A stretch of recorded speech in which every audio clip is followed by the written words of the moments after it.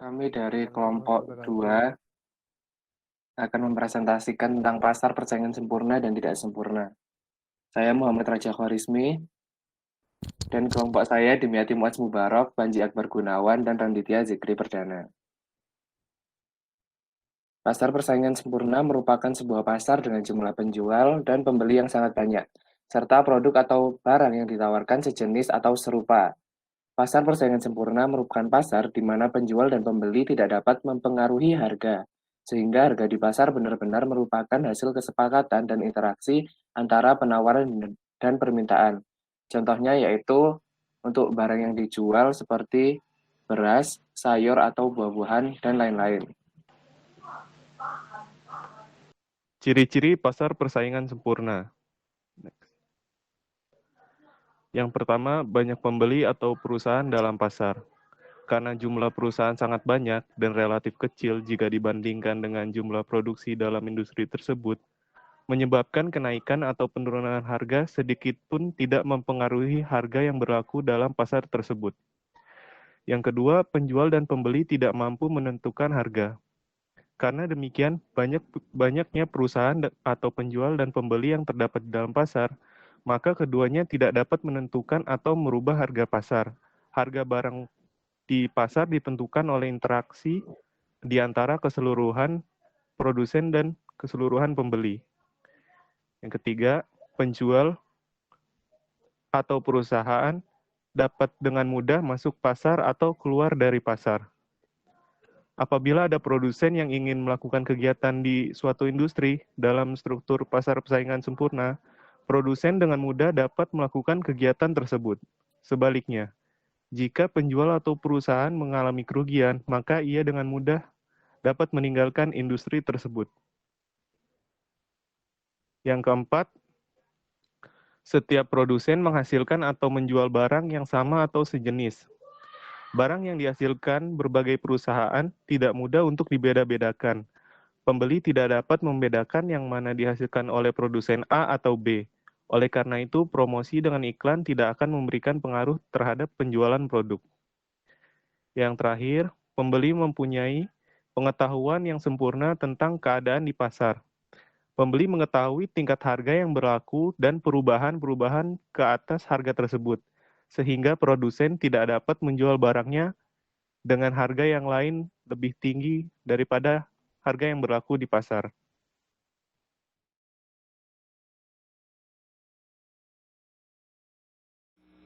Selanjut- Selanjutnya adalah kelebihan dan kekurangan pasar persaingan sempurna.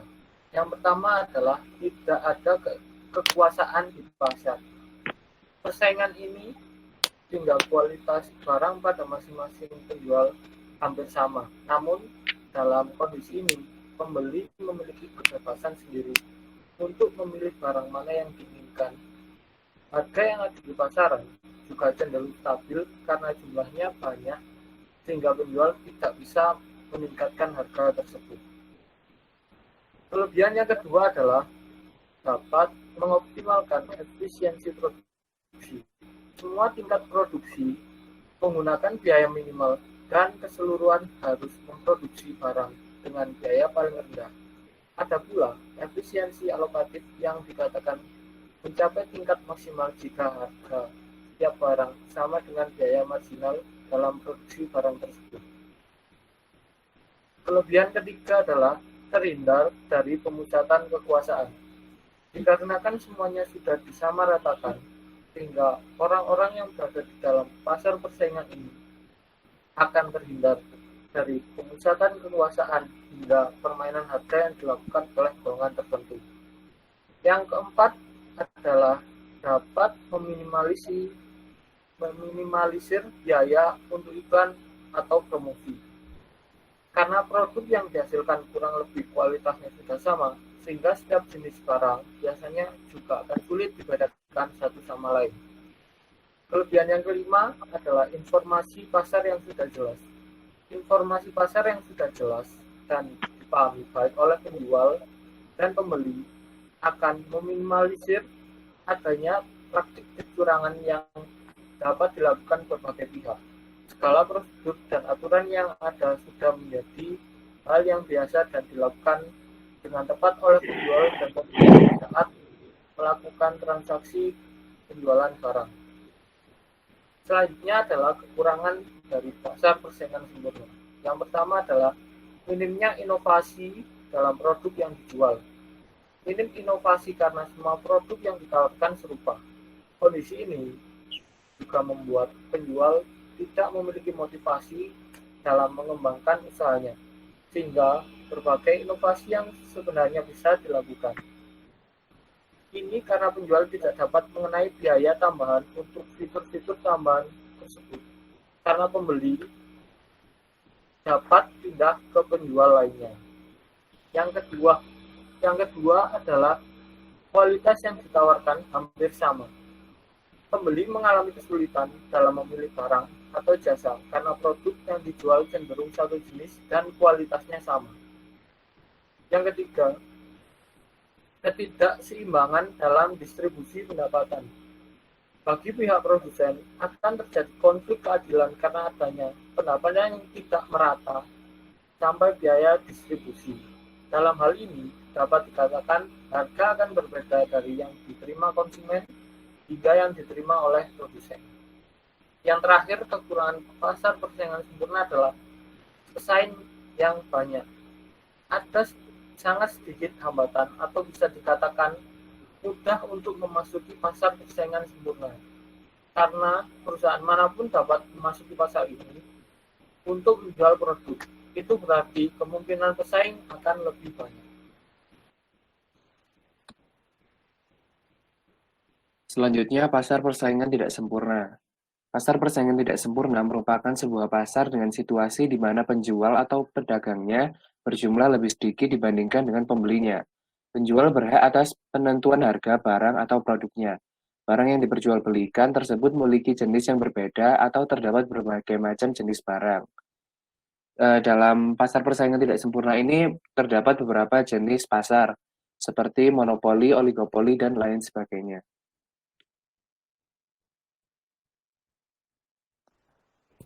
Ciri-ciri pasar persaingan tidak sempurna. Yang pertama, ketidakseimbangan antara penjual dan pembeli. Yang kedua, penjual dapat menentukan harga. Yang ketiga, sulit untuk dapat masuk ke dalam pasar. Yang keempat, tidak ada barang pengganti. Next. Kelebihan dan kekurangan pasar persaingan tidak sempurna. Yang pertama, produk berkualitas unggul. Barang yang susah dicari dan hanya terdapat beberapa penjual saja membuat biasanya bersifat unggul dan mempunyai banyak manfaat. Hal ini sangat berbeda jika dibandingkan dengan barang atau produk yang mudah dicari. Yang kedua, keuntungan yang lebih besar. Penjual akan mendapatkan keuntungan yang jauh lebih besar dikarenakan pembeli tidak punya opsi pilihan lain atas produk pengganti dan harga yang ditetapkan penjual bersifat bebas, tergantung keinginan penjual. Yang ketiga, bebas biaya produksi. Yang keempat, mendorong inovasi produk. Inovasi produk dilakukan untuk meningkatkan kualitas dan menguntungkan penjual ke depannya. Ini dapat didorong dengan hak paten atau lisensi yang dipegang oleh penjual terhadap produk. Lalu kekurangan pasar persaingan tidak sempurna. Yang pertama, permainan harga. Karena pasar hanya didominasi oleh pihak tertentu dan jumlahnya juga sedikit, besar kemungkinan terjadi permainan harga. Permainan harga makin lama dapat merugikan konsumen. Yang kedua, sedikit alternatif. Konsumen dihadapi oleh ketidakberadaan alternatif produk pengganti dengan manfaat dan fungsi yang sama. Tidak ada pilihan lain selain membeli produk dari penjual yang menguasai pasar. Yang ketiga, diskriminasi harga. Tidak hanya permainan harga, penjual juga dapat melakukan diskriminasi harga. Penjual dapat mematok harga yang jauh lebih mahal untuk kelompok pembeli yang berbeda atas produk yang sama. Yang terakhir, ada eksploitasi konsumen. Jumlah penjual yang mendominasi pasar dibandingkan pembeli membuat pasar riskan terjadi eksploitasi konsumen. Imbas dari eksploitasi konsumen yang tidak bisa bertindak mengambil alih untuk menyeimbangkan pasar. Terima kasih, itu dari kelompok kami. Selanjutnya kami serahkan ke kelompok selanjutnya.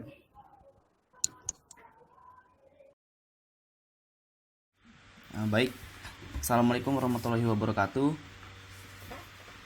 Kami dari kelompok 6, kami akan menjelaskan contoh soal atau kasus dari persaingan pasar sempurna.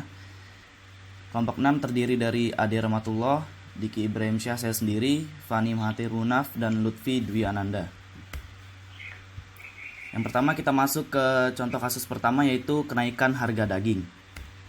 Nah, sebagaimana yang kita tahu bahwa pada akhir tahun 2013, kenaikan harga daging sapi melonjak sekitar 90.000 per kilogram sampai dengan 100.000 per kilogram, terutama di wilayah Jakarta. Hal tersebut menyebabkan para pedagang mogok berjualan. Nah, mantan Menteri Pertanian Bungaran Saragi menilai fenomena kenaikan harga daging sapi terjadi beberapa tahun lalu itu merupakan dampak dari terbatasnya suplai daging. Menurut Bungaran, hal ini erat kaitannya dengan pembatasan kuota impor daging sapi dan minimnya produksi dalam negeri. Selain itu, pasokan daging sapi potong di rumah potong hewan pun semakin menipis. Maka wajar jika di beberapa pasar tradisional jarang ditemukan penjualan daging sapi potong yang menjajakan dagangannya. Sementara itu, pedagang yang tergabung dalam Asosiasi Pedagang Daging Indonesia mencurigai ada yang memanfaatkan momentum dengan menaikkan harga daging sapi.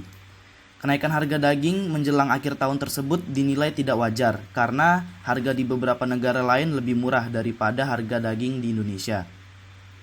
Kemudian selanjutnya akan dilanjutkan oleh teman saya. Ya. Lalu, meski demikian, daging merupakan komoditi pasar persaingan sempurna karena telah memenuhi ciri-ciri, yaitu pertama, pedagang dapat berhenti berjualan sampai kondisi pasar normal. Kedua, barang yang dijual relatif sama. Ketiga, sudah menjadi pengetahuan umum bagi pembeli. Dan terdapat banyak penjual dalam satu pasar yang sama. Ya, next.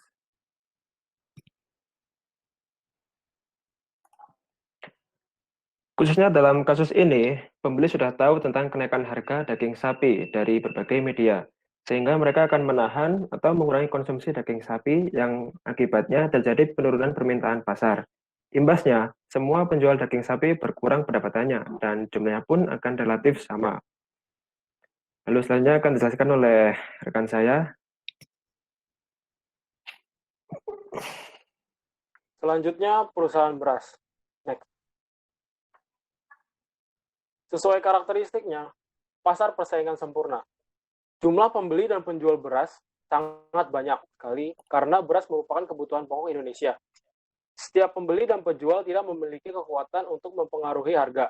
Mereka merupakan pengikut beras atau price takers. Setiap pembeli dan penjual juga memiliki informasi yang lengkap dan sama tentang produk yang diperjualkan, dan beras merupakan produk yang homogen. Next. Perusahaan beras yang memproduksi beras hanyalah satu di antara sekian banyak produsen beras. Kontribusi perusahaan yang satu terhadap produksi beras secara keseluruhan hanyalah merupakan bagian kecil dari jumlah produksi yang sangat besar. Artinya, berapapun jumlah beras yang dapat diproduksi perusahaan, harga keseimbangan beras di pasar tidak akan berubah. Oleh karena itu, bila digambarkan dalam bentuk kurva yang terlihat bahwa kurva permintaan beras untuk tiap perusahaan penghasil beras berbentuk garis lurus mendatar atau garis horizontal. Selanjutnya, penjelasan lebih lanjut tentang kurva akan dijelaskan oleh rekan saya. Baik, terima kasih. Di sini sudah dikatakan bahwa visualisasi dari pasar beras yaitu kurva ini. Di dalam kurva A, yaitu kurva permintaan dan penawaran untuk beras, keseluruhan harga keseimbangan dikatakan pada perpotongan kurva permintaan dan kurva penawaran. Jadi di sini dapat ditarik kesimpulan bahwa jika salah satu penjual menaikkan harga, maka tidak akan ada seorang pun yang mau membeli dari perusahaan yang tetap menggunakan harga keseimbangan. Lalu di dalam kurva B, permintaan beras pada petani perorangan. Di dalam kurva B menunjukkan bahwa berapapun kuantitas produksi dari seorang petani tidak akan dapat mempengaruhi harga pasar. Hal ini bisa dibuktikan dengan bentuk kurva yang horizontal, yang berbentuk horizontal. Jadi tidak akan berubah ke atas maupun ke bawah. Sekian presentasi dari kelompok kami. Apabila ada kurangnya mohon maaf. Wassalamualaikum warahmatullahi wabarakatuh.